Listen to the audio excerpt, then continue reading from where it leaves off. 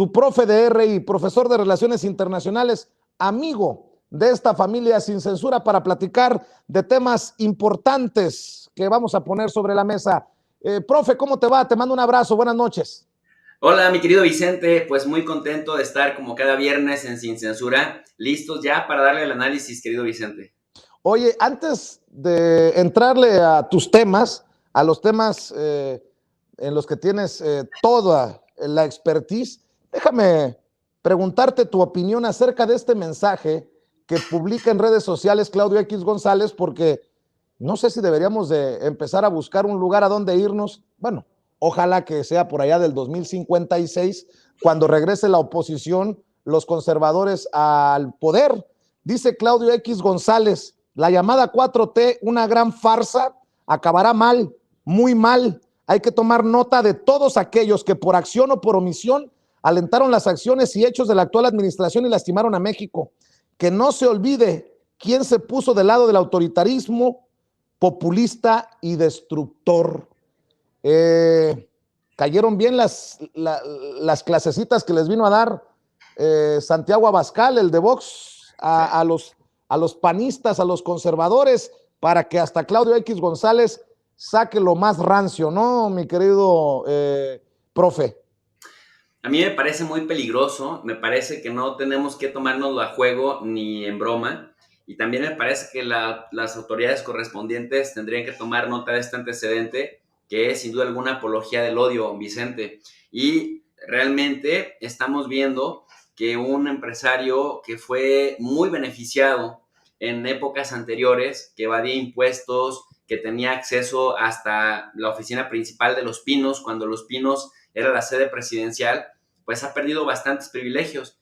Prácticamente ese tuit tendría que decir: todos los que se pusieron del lado del presidente que se atrevió a cobrarnos a las empresas de mi papá y a las mías y a ponernos en ridículo a las organizaciones que nos ayudaban a evadir impuestos, del lado de ese populista, tenemos que anotarlos en la lista. Pues si AMLO es populista, que me anoten en la lista, porque yo también abiertamente, desde que estaba en una universidad panista, abiertamente decía que yo era pro AMLO.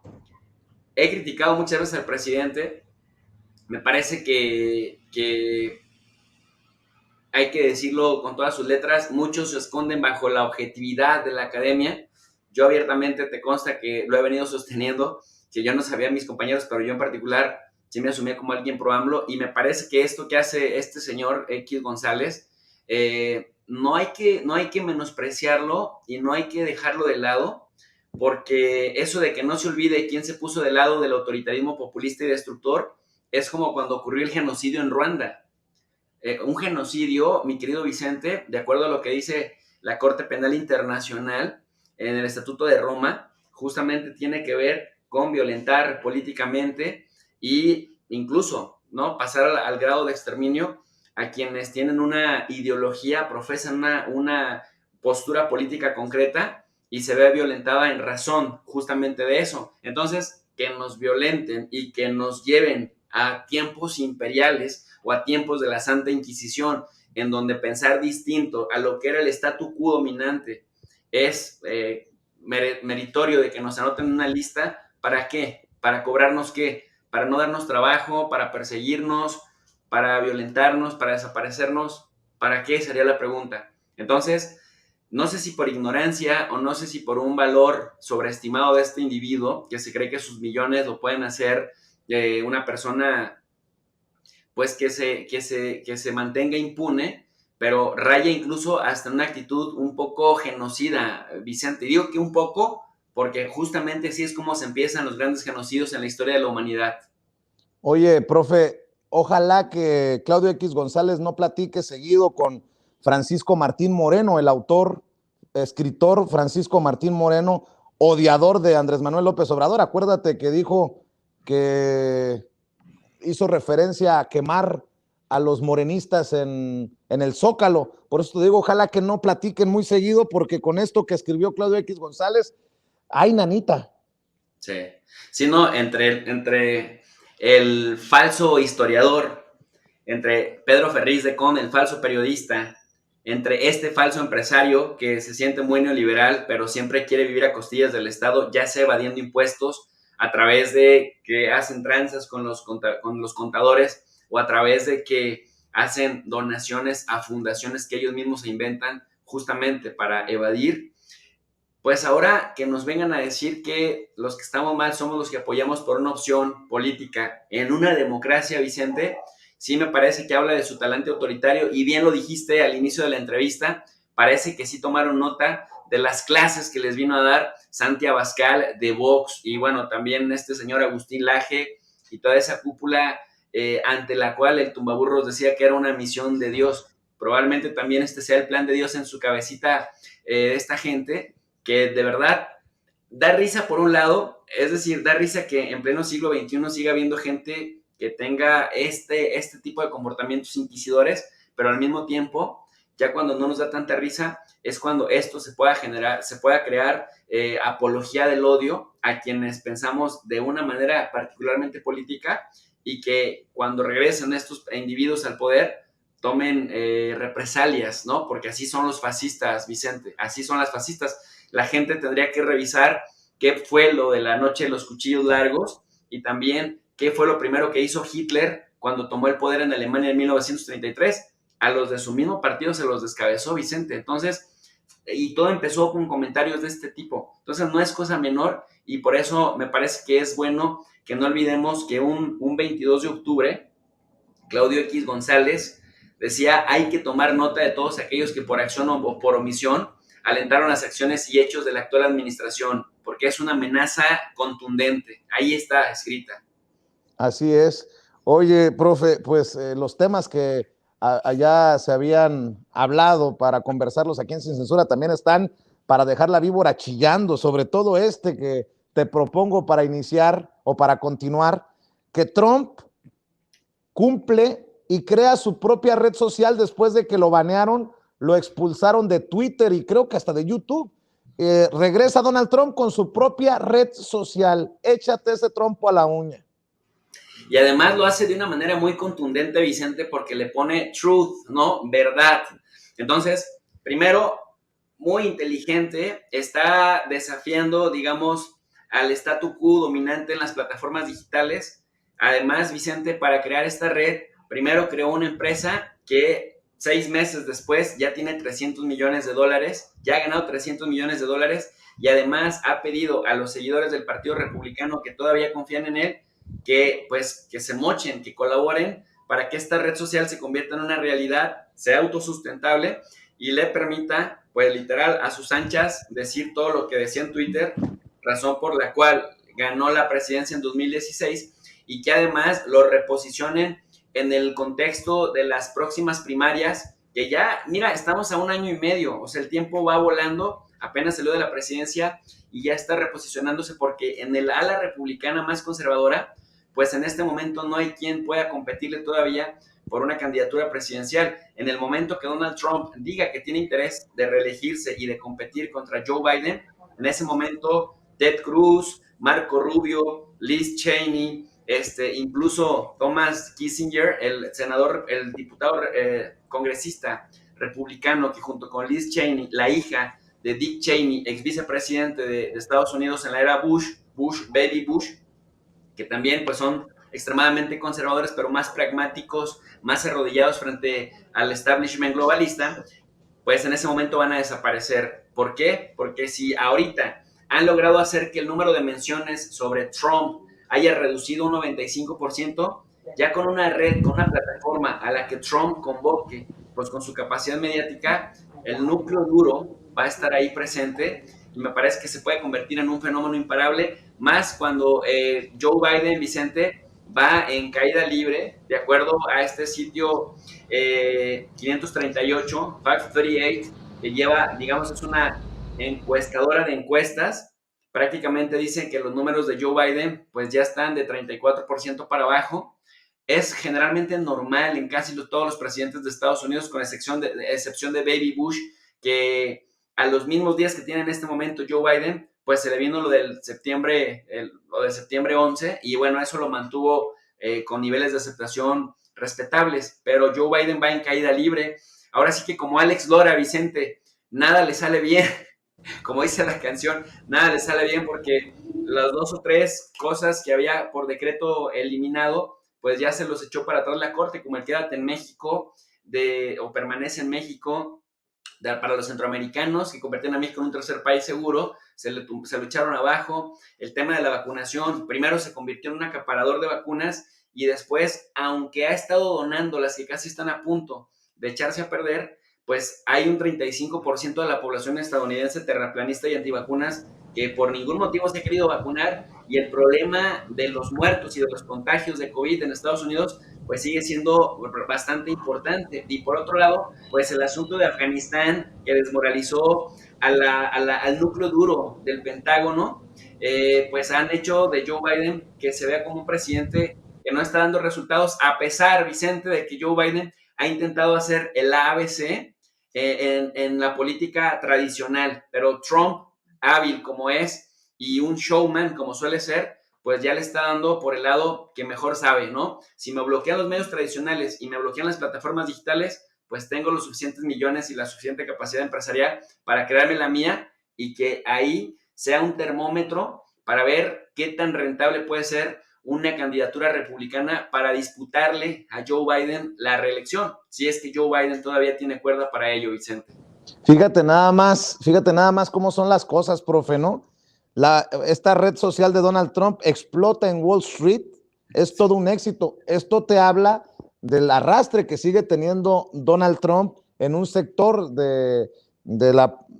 pues de la sociedad estadounidense. La acción de Digital World Acquisition Corp cerró con ganancias de 107.03% y se ubicó por acción $94.20 en su entrada a la bolsa de valores de Wall Street. ¿Cómo ves? No, qué cosas, profe, y aguas, porque todo indicaría a que Trump regresará más radical que nunca. Eso es lo que le ha llevado agua a su molino, y seguramente capitalizará en esas visiones extremas que tanto le han generado, ¿no? Sí, y luego sobre todo, Vicente, porque parte de la crítica que hacía Joe Biden en materia migratoria a Donald Trump, que era demasiado rudo, que no tenía políticas públicas con un sentido eficiente, práctico, sino más bien partían de lo ideológico, como por ejemplo el título 42, que hace que deporten en caliente a los migrantes, o por ejemplo el que habían eliminado por decreto el Quédate en México, que es una política que fue angular en la cuestión migratoria de la administración Trump. Pues básicamente digamos que el destino le dio una cachetada a Joe Biden, porque aunque él a la entrada en enero lo había eliminado, había ido eliminando cada una de las herencias, digamos, de Trump en materia migratoria, pues hoy ha tenido que volver a echar mano de ellas, y esto pues hace que la gente diga, pues mira, Trump con todas sus medidas radicales anti-inmigrantes, pues tenía razón, y Joe Biden, a pesar de que fue crítico de Trump, terminó por regresar, digamos, al know-how de la política dura anti-inmigratoria de Estados Unidos. Y por esto mismo, Vicente, en este primer año fiscal, si lo tomamos en cuenta, de octubre a el 30 de septiembre del año 2021, pues se rompieron nuevamente récords de detenciones en la frontera, 1.7 millones de detenciones, o como dice el CBP, de encuentros, así le llaman a las detenciones de inmigrantes indocumentados que intentan cruzar, de los cuales 608,000 son mexicanos, casi 400,000 son guatemaltecos, casi 400,000 son hondureños, casi 300,000 son salvadoreños, y el resto, otros 400,000 aproximadamente, son de todas las regiones de América Latina, particularmente de Nicaragua, de Venezuela y de Haití. Pero aquí viene una de las cosas que señalaba. El título 42 permite al gobierno de Estados Unidos expulsar en caliente a los migrantes, por lo tanto muchos de ellos ni siquiera los alcanzan a registrar sus huellas, su retina, etcétera. Y bueno, dentro de estos números que acabo de mencionar, puede que haya algunos que hayan intentado repetir, que los hayan detenido 2 o 3 veces, y por eso parece que el número se inflama. Pero en la prensa de Estados Unidos, en el The New York Times, The Washington Post, en el The Wall Street Journal, que son, digamos, de los más leídos en inglés, pues ya le dieron revuelo, digamos, a la cantidad y dicen, pues mira, en el fondo Trump tenía razón al ser rudo, porque cuando llega un presidente blando, como en este caso Joe Biden, pues terminan habiendo anarquía en la frontera. Y bueno, si quieres decir que, o sea, si quieres que diga algo con respecto a lo que México representa, a mí me parece que con eso también el presidente AMLO está mandando el mensaje de lo importante y lo estratégico que puede ser este México como aliado, al que también hay que irle cumpliendo promesas, porque de lo contrario México puede decir, oye, a ti te manda el Tribunal Supremo de Estados Unidos el que sigas con el quédate en México, el permanece en México, pero nosotros ese permanece en México que nos había impuesto Trump, pues no nos gusta y si no lo aceptan, pues se le puede asentar más o acentuar más la crisis migratoria en la frontera, que así es como ellos lo definen, crisis migratorias. Van y hacen desmadres en Centroamérica, van y hacen desmadres en el Caribe y cuando revientan las burbujas sociales en estos países, ya no pueden lidiar o ya no quieren lidiar con las consecuencias migratorias de los desmadres que dejan en Centroamérica, en México y en el Caribe. Por lo tanto, digamos que les está estallando parte del karma pues en las manos, Vicente. Profe, también sé que quieres comentar, y como lo hemos dicho en muchas ocasiones, las personas que nos ven y nos escuchan forman una audiencia inteligente, diferente, y sé que están conscientes de que lo que pasa al otro lado del mundo también debe, por lo menos, de servirnos de alerta para que no pase en nuestros terrenos. Y lo que está pasando en el Cuerno de África es, pues, hasta triste, preocupante, profe. Así es, Vicente, es realmente un daño incalculable que se está generando en el Cuerno de África, pero mira, me parece muy pertinente el comentario que haces, como iniciamos con este tercer tema, porque muchos aquí en México, muchos analistas o pseudoanalistas, muchos chayoteros, muchos académicos, incluso hasta gente de izquierda que luego le hace el autocrítico, dice, es que el presidente López Obrador no está transformando nada de raíz, es que el presidente López Obrador tendría que arrancarle la cabeza a todos los conservadores, es que ¿por qué no se pone a meter a la cárcel de una vez a todos?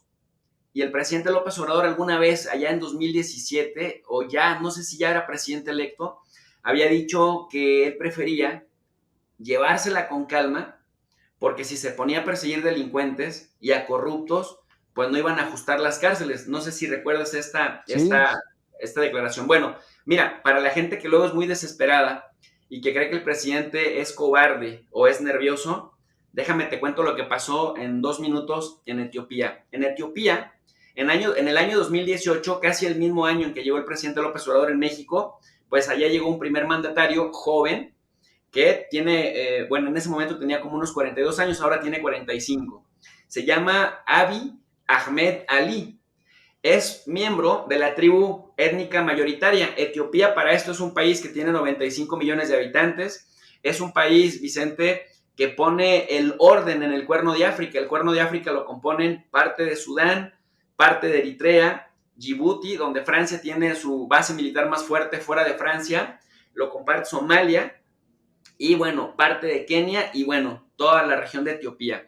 Etiopía le ayuda a Naciones Unidas con sus cascos azules con ejército. Generalmente despliega fuerzas, unidades especiales para la ONU y alcanza a poner orden. Parte de la estabilidad del Cuerno de África depende de lo que Etiopía mande, porque pues, decíamos es un país de 95 millones de habitantes, es el segundo país más poblado de todo el continente africano, son 54 países y además, bueno, pues también había sido considerado uno de los más pobres del mundo, que había estado con un severo daño económico por su guerra de 20 años con Eritrea, el vecino que Italia le puso para quitarle la salida al Mar Rojo. Bueno, entonces en 2018 llega Abiy Ahmed Ali y llega, digamos que es un outsider, como Trump o como López Obrador, que no estaban dentro del sistema, y ahí había un puñado de políticos que ya de vieja guardia, digamos de los partidos tradicionales, había una coalición pluriétnica.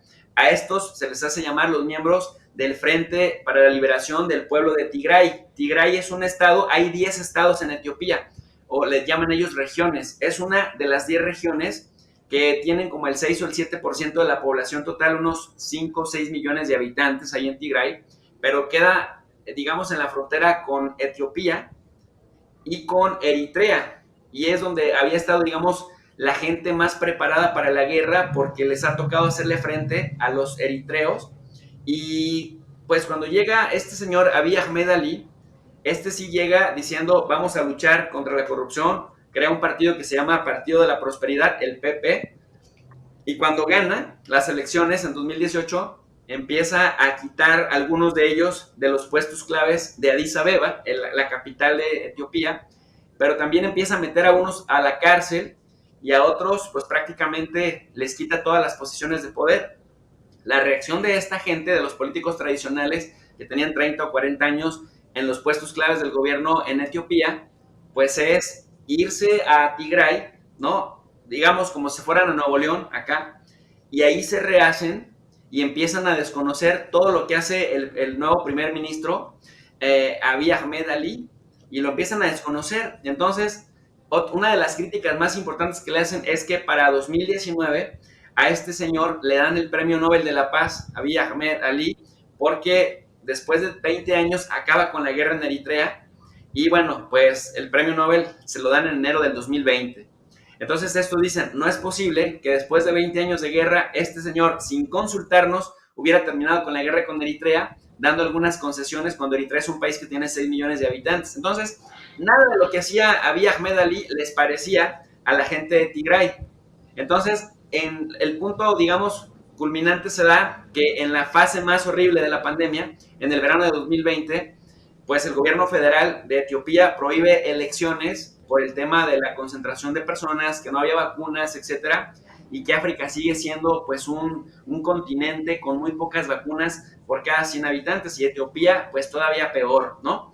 Entonces, en ese contexto, este señor prohíbe que haya elecciones o que haya reuniones de todo tipo. Sin embargo, en la región de Tigray, que hace frontera con Eritrea, les valió sorbete y los políticos enfadados, los que perdieron posiciones de poder y amigos de aquellos que fueron a la cárcel acusados de corrupción, pues prácticamente se rebelaron, hicieron a la hora que quisieron las elecciones, no las quisieron posponer para finales de año como lo sugería el gobierno federal, y el gobierno federal desconoció esas elecciones. Entonces el gobierno de Tigray, hace cuenta, Nuevo León desconoce a México, el gobierno de Tigray desconoció al gobierno de Etiopía, y entonces se están enfrentando desde noviembre del año 2019 el ejército federal, el ejército del gobierno de Etiopía con el ejército de la región o del estado de Tigray, cuando Tigray es una región de Etiopía. ¿Cuál es la moraleja aquí? Pues está horrible el asunto, Vicente, porque empezaron a cortar las líneas telefónicas, la vía satelital, las comunicaciones, empezaron a expulsar a funcionarios de la ONU, empezaron a correr activistas de Médicos Sin Fronteras, a Periodistas Sin Fronteras.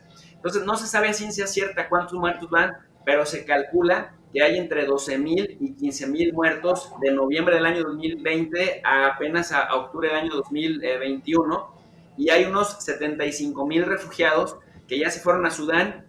Sudán es otro país súper pobre, Vicente, que además también tiene sus propios problemas de violencia y también está en una transición política, entonces hay una especie como de anarquía, de tal suerte que hay el riesgo de que por lo menos unas 900,000 personas pudieran morir de hambre en los próximos 2 años si la comunidad internacional no voltea a ver este conflicto.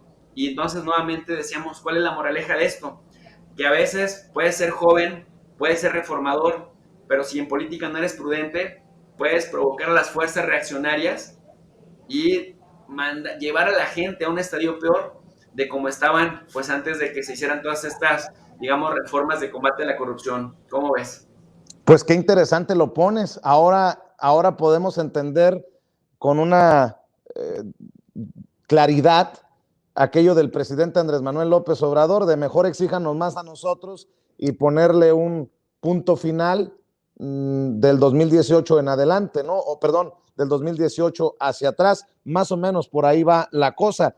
A muchos no nos queda todavía del todo claro y no estamos muy de acuerdo que digamos, pero aquí nos está contando el profe Jesús López Almejo lo que está pasando al otro lado del mundo, que creo que debe de tomarse en cuenta para entender la realidad mexicana. Y profe, antes de que te vayas, no sé si tengas tiempo, te propongo, porque también quiero escuchar tu opinión del tema de Evo Morales. Y Alina Duarte tiene el reporte precisamente de la visita de Evo Morales a México porque hizo una declaración muy importante. Yo creo que de las cosas que nos podemos presumir en Sin Censura es que estábamos 2 pasos adelante. Empezamos a hablar del litio, empezamos a hablar del golpe contra Evo Morales muchísimo antes que cualquier medio tradicional, gracias al olfato de Alina Duarte. Y me gustaría que me des tu opinión de estas declaraciones de Evo Morales en el evento al que asistió también Alina Duarte, porque en este momento estamos a punto de entrar al debate cabrón de la reforma eléctrica que incluye la nacionalización del litio. Ojo, ¿qué te parece si tienes tiempo, profe? Vamos y escuchamos el reporte de Alina Duarte y lo comentamos, si te parece, para cerrar. ¿Puedes? Adelante, adelante. Vamos, pues. Hola, ¿qué tal? Muy buenas noches, Vicente. Saludos a ti, a todo el auditorio. Así es, el expresidente Evo Morales sigue aquí como parte de una visita relativamente express en México con motivo del seminario del Partido del Trabajo que invita a varios personajes de la vida política, sobre todo de América Latina, pero también de otras latitudes. Se encuentra aquí todavía el expresidente Evo Morales. En ese sentido, el día de hoy visitó el Sindicato Mexicano de Electricistas, en el cual se dio un encuentro bastante interesante también con la presencia de la secretaria general de Morena, Citlali Hernández, con el ahora director del Instituto Nacional de Formación Política, el Fisgón, Rafael Barajas, también varios diputados como Andrea Chávez, como Jorge Toledo, estuvieron ahí también presentes, Héctor Díaz Polanco, varios fueron los personajes, las personas que estuvieron ahí presentes. En este sentido, pues, pensando en que la sede era el ESME, el discurso del expresidente Evo Morales giró en torno hacia la organización popular, los partidos y también los sindicatos. El rol que tienen que jugar dentro de la vida de un país en contra, decía, de las transnacionales.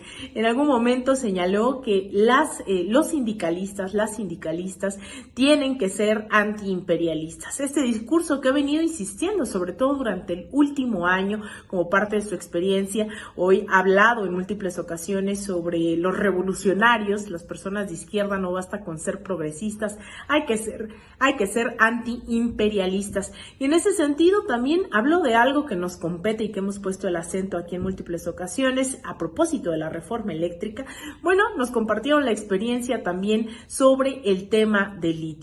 Nos compartió también ahí, ahorita lo escucharán, en esta charla, recurrió a algunos recortes de periódicos en los cuales en algunos decían el golpe en Bolivia huele a litio. Vamos a escuchar qué dijo el presidente Evo Morales en torno al litio.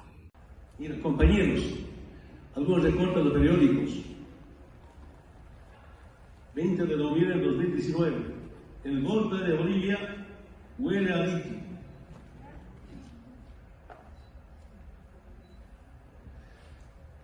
Senador, es un senador republicano, pide que Estados Unidos termine la injerencia a Bolivia.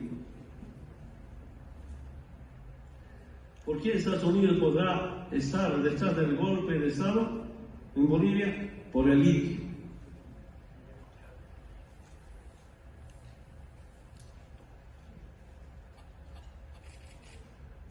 Tesla participó en golpe de Estado contra Evo por salario mínimo.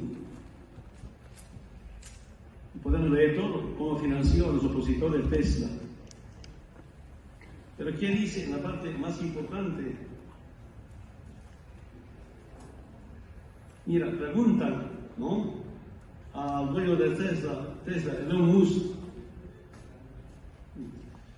La respuesta que dice, nosotros haremos golpes donde queramos, lidien con eso. Y ahora nos informa, hasta Inglaterra participó en el golpe de Estado por temas de litio.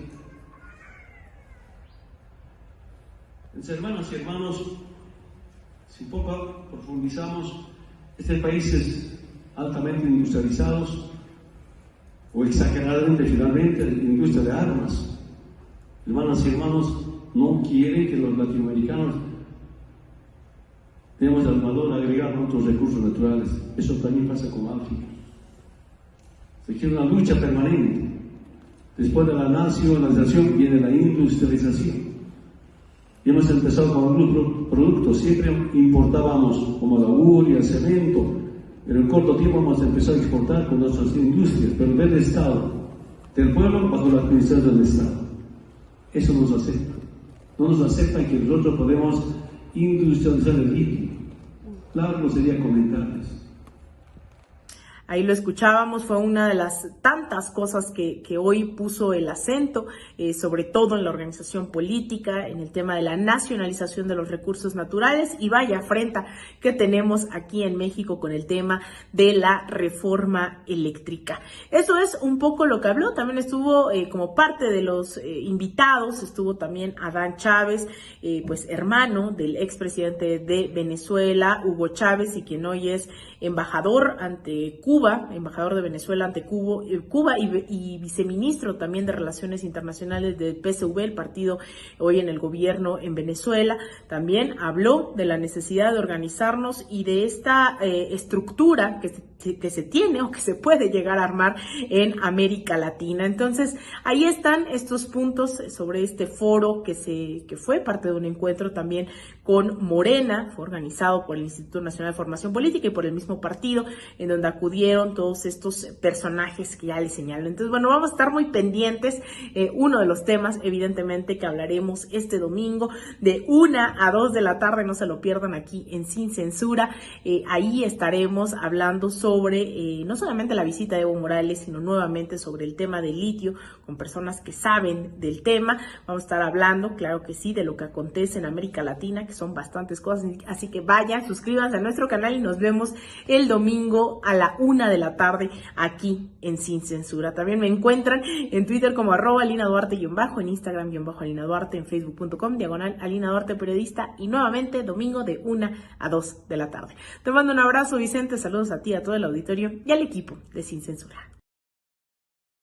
Muchas gracias, Alina Duarte. Profe, pues ahí está la advertencia nuevamente de Evo Morales. Ya había hecho el actual presidente de Bolivia lo propio cuando estuvo en conferencia conjunta Luis Arce con Andrés Manuel López Obrador en su visita a México. Y menciono este caso, quería escuchar tu punto de vista, porque es básicamente lo que nos has enseñado, a ver lo que ocurre en otros lados del mundo y abrir los ojos acá en nuestro país.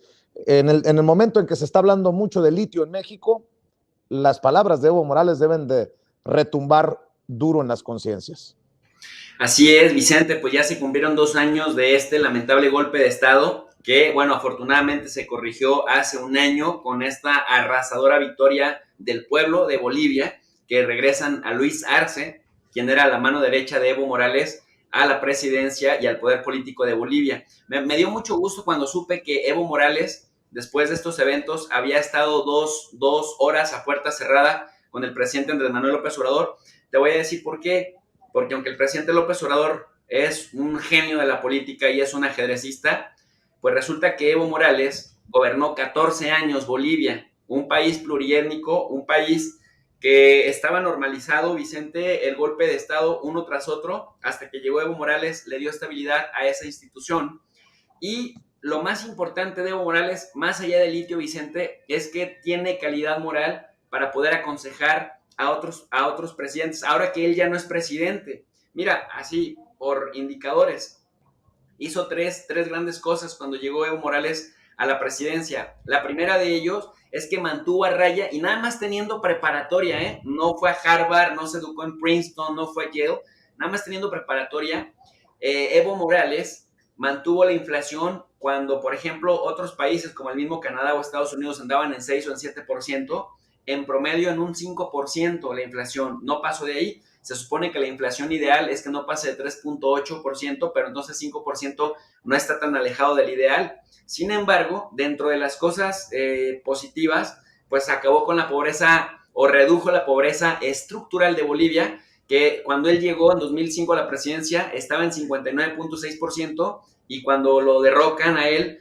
pues ya la dejó en 34.6%. Es decir, estamos hablando de 14 puntos porcentuales que redujo la pobreza. Además, mejoró también, hizo reingeniería educativa, mejoró la alfabetización casi en un 50%, y además Bolivia fue de los pocos países que en este gobierno de Evo Morales logró crecer alrededor de 5.4%. Esto ningún país en América Latina, bueno, ni siquiera México, ni siquiera Estados Unidos en sus periodos neoliberales lograron los indicadores de crecimiento económico como Bolivia. Entonces, crecimiento económico, desarrollo, reingeniería educativa y también eliminar en 14 puntos porcentuales la pobreza estructural, no cualquier presidente lo hace. Si a esto le sumamos la experiencia del manejo soberano de los recursos energéticos del país, me parece que ahora sí podemos experimentar en cabeza ajena, y si atendemos la experiencia compartida de lo que sucedió en Bolivia, me parece que se pueden tomar precauciones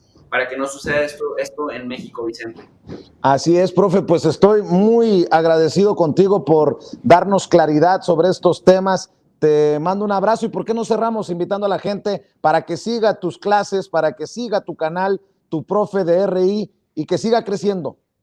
Al contrario, muchísimas gracias por el espacio, Vicente. Tú sabes que siempre es un gusto y un enorme agradecimiento por crear esta sinergia que nos permite de alguna manera desde nuestra humilde trinchera hacer el contrapeso digital y llegar a más personas con contenido de calidad, con contenido educativo, con contenido que siembre la inquietud de elevar el nivel de análisis en las redes sociales. Y desde ese punto de vista, pues también invitar a las personas a que cuando termine Sin Censura nos acompañen en el canal de Tu Profe de RI. RI significa Relaciones Internacionales. Ahí reproducimos la práctica universitaria, la verdadera práctica universitaria, porque el único requisito es tener ganas de aprender y tener ganas también de elevar el nivel de análisis en las redes sociales. Siempre dejamos una lectura en la parte del pie del video, en la descripción del video, completamente gratuita para que la gente vaya haciendo su propia biblioteca digital con libros o capítulos de libro o artículos científicos de las mejores casas editoriales completamente en español, para que la gente que quiera profundizar después de que se acaba la discusión en el canal, pues siga y tenga acceso gratuito a la dinámica de leer, Vicente. Así que gracias por el espacio. Te mando un abrazo, profe, estamos al pendiente. Buenas noches. Abrazo fuerte, muy buenas noches. Buenas noches, es tu profe de RI, el doctor Jesús López Almejo, hablando con nosotros sin censura.